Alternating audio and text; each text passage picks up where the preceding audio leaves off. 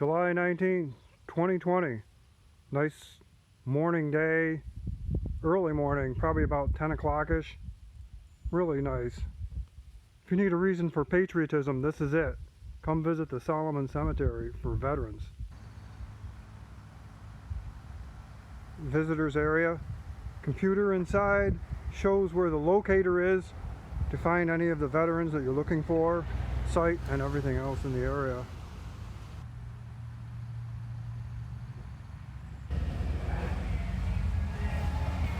A couple of Harley Davidsons in the background.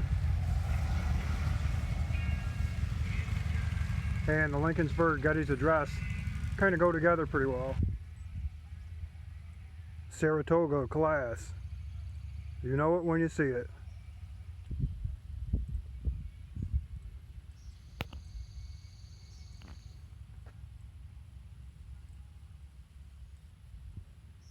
Crypts, where soldiers are buried inside the vaults in here.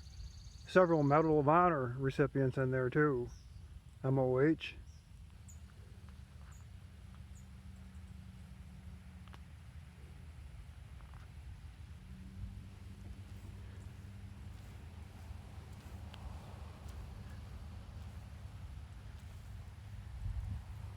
You can see the size and scope and magnitude of the amount of veterans who have given their fair share for our country. You can see there are not many flags on the markers out here because of the epidemic that's going on out there. But this guy got one. Good old Hickory Company.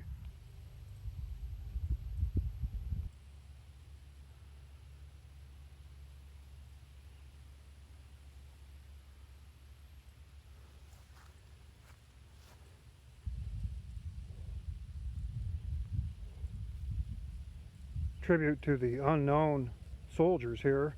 Not the one, but several of them out there. Far off to the very east side of the park, on the left-hand side, if you will, another tribute out here, tributed to dedication to country. Lots, many monoliths, markers, stones, and the bells. We'll get to that in just a moment. This is a shaded walkway going in. Each one of the markers represents divisions of the United States, of service members and service personnel.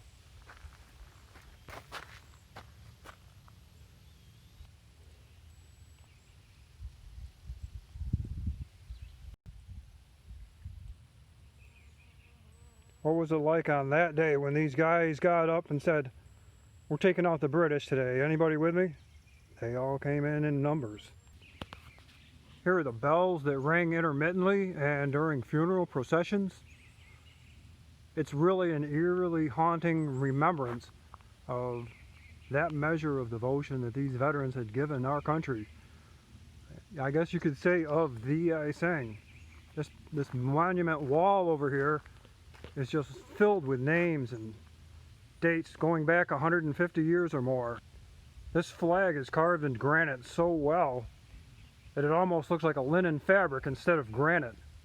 And it's a monument to Saratoga veterans of 1791. I'm going to turn the camera a little bit. There's a little wall right here of all the names listed on all of the service members that are out here. Surprisingly, you can find some familiar names on there. This is the far east end, way in the back side of the cemetery, where you'll find some markers of 4 branches of service and the walls and the vaults of fellow fallen comrade soldiers who had given that ultimate sacrifice.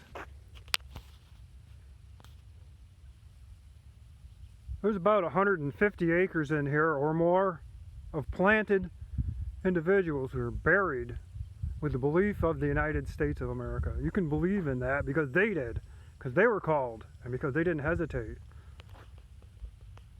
And they're still going.